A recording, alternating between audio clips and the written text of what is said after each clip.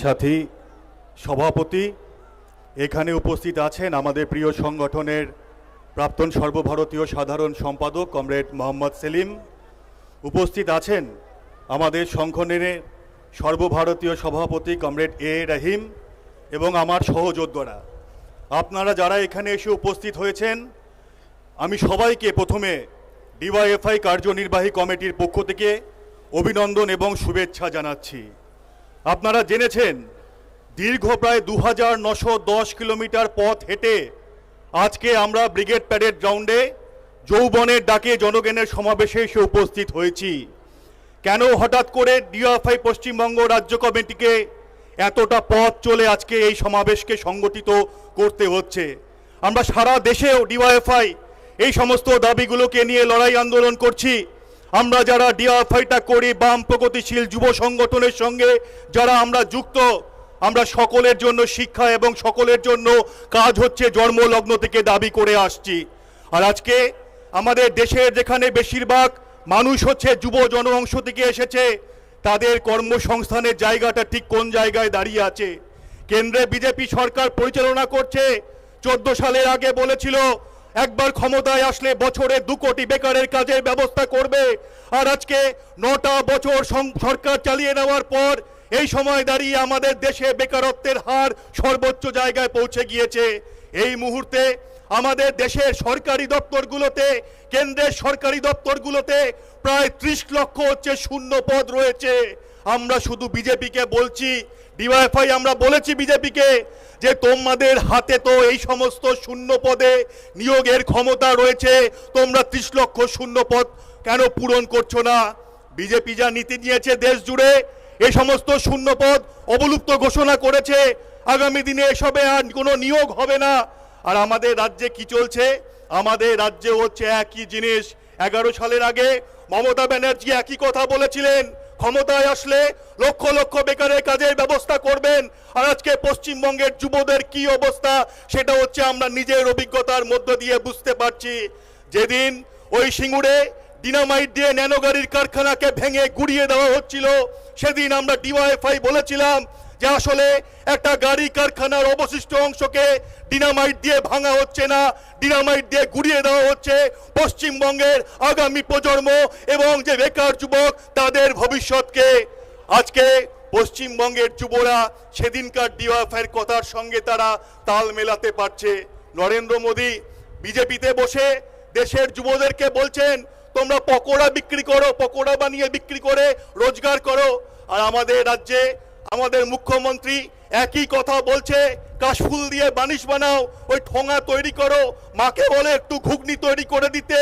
আমরা শুধু ডিওয়াইএফআই প্রশ্ন করতে চাইছি, ঠোঙা বানিয়ে ওই ঘুগনি বিক্রি করে কি কালীঘাটের 35টা প্লট হচ্ছে আপনি করেছেন?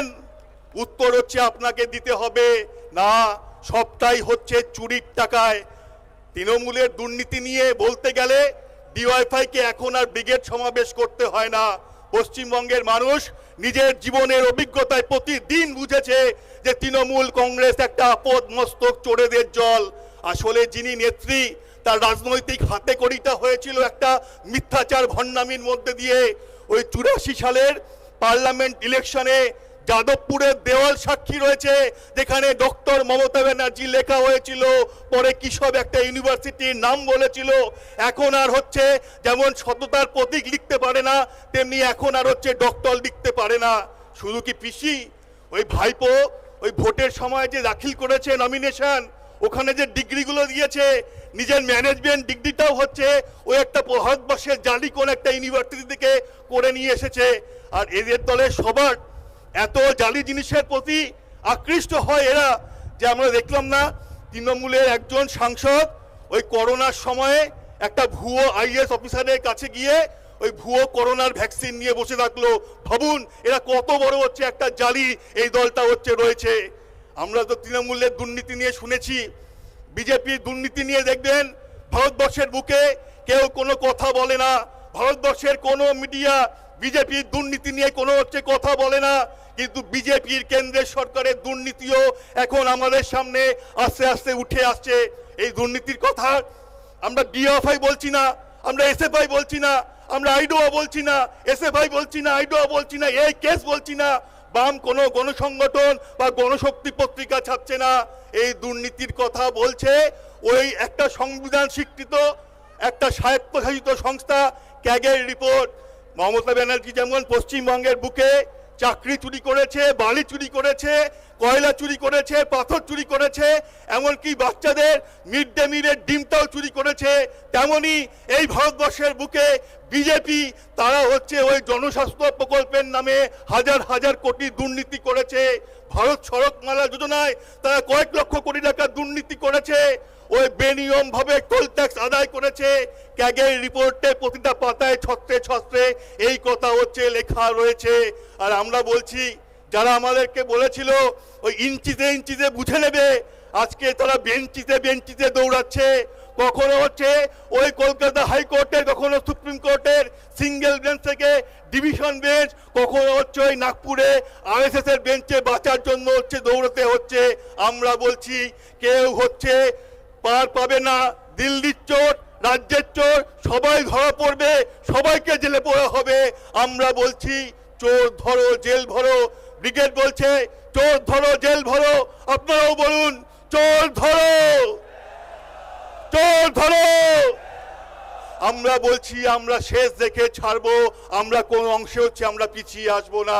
আজকে দেখছি এখানে অনেক মা বোনেরা বসে আছেন, আমি বেশি সময় নেব না, শুধু দুটো কথা বলতে চাই এখানে দাঁড়িয়ে, যে দিল্লিতে যে সরকারটা চলছে আর এই আমাদের রাজ্যের তৃণমূল সরকার যারা আগেই আমাদের মা বোনেদের ইজ্জতের দাম ঠিক করে দিয়েছে, তারা মহিলাদেরকে সমাজের বুকে কি চোখে দেখে আপনারা দেখেছেন।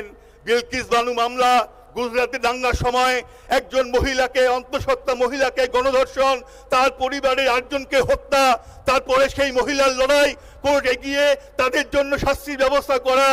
আর বিজেপি সরকার, ওই গুজরাটের বিজেপি সরকার, কেন্দ্রের বিজেপি সরকারের সহায়তা নিয়ে বিলকিস বানুদের যারা শাস্তি পেয়েছিল ধর্ষণ করে খুন করে ছেড়ে দিয়েছে। আর আমাদের রাজ্যে কামধেনুতেও সে একই জিনিস হলো। কামধেনুতে যারা হচ্ছে খুন করলো, ধর্ষণ করলো, তারা এখন হচ্ছে কারো যাবজ্জীবন কারাদণ্ড ছিল, বেকসুর খালাস। আর যাদের ফাঁসির আইন আদেশ হয়েছিল তারা হচ্ছে এখন যাবজ্জীবন নাকি কারাদণ্ডের পাবে। 3 দিন আগে কোর্টে সেই মামলা উঠেছিল, রাজ্যের সরকারের একজন উকিলও হচ্ছে সেখানে হচ্ছে যায়নি। আর এই সমস্তর বিরুদ্ধে প্রতিদিন মেদিনীপুরের ওই ডাকাতটা কত কথা বলছে মিডিয়ার সামনে, বাতেলাবাজি করছে যে ওরা নাকি তৃণমূলের সমস্ত কিছুর বিরুদ্ধে লড়ছে। আমি শুধু হচ্ছে সেই মেদিনীপুরের ডাকাতকে একটা প্রশ্ন করতে চাই। ওই 2023 সালে সেপ্টেম্বর মাসে বাংলা ভাষায় আরএসএস এর দলীয় মুখপত্র স্বস্তিকাতে লেখা হলো যে অভিষেক ব্যানার্জি আটক, এটা কি ইন্দ্রিয় সুখ নাকি রাজনৈতিক প্রয়োজনীয়তা। পরিষ্কার লেখা হলো যে আরএসএস হচ্ছে পশ্চিমবঙ্গের বুকে এই পিসি ভাইপোকে হচ্ছে জেলে ভরতে চায় না। তারপরে দাঁড়িয়েও আপনি এত কথা বলেন কি করে? পশ্চিমবঙ্গের মানুষ বুঝে গিয়েছে আপনারা হচ্ছে সমস্ত কিছুর বিরুদ্ধে লড়বেন না। আমি আমার কথা শেষ করব, শুধু আপনাদেরকে বলবো এই যে এতটা পথ ইনসাফ যাত্রা চলেছে, এই ইনসাফ যাত্রা আমাদের কোনো বন্ধ চটকলে শ্রমিকের সমস্যাকে সমব্যাপী হয়ে হচ্ছে এগিয়ে এসেছে। এই ইনসাফ যাত্রা পুষ্ট হয়েছে আমাদের মা বোনেদের নির্যাতিত হওয়ার পরে চোখের জলকে স্বপ্নে পরিণত করে। আমি বলতে চাই যে ছেলেটা, যে মেয়েটা হচ্ছে বাইরের রাজ্যে কাজ করতে গিয়েছে, ঘরে ফেরেনি, তার বাবা মায়ের আত্মনাদকে, চোখের জলকে আজকে প্রতিবাদের ভাষা দিয়ে ইনসাফ যাত্রা পুষ্ট হয়েছে।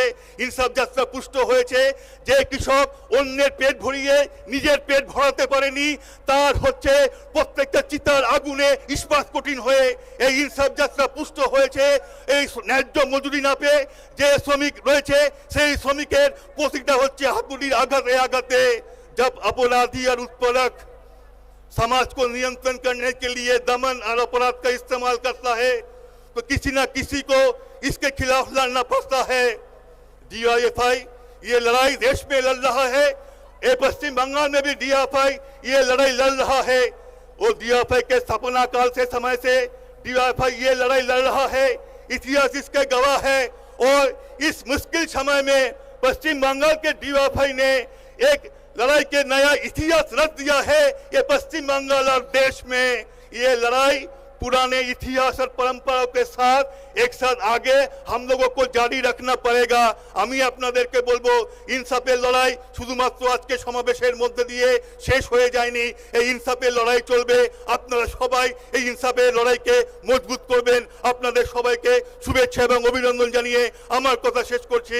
ইনকলাব জিন্দাবাদ, ডিওয়াইএফআই জিন্দাবাদ।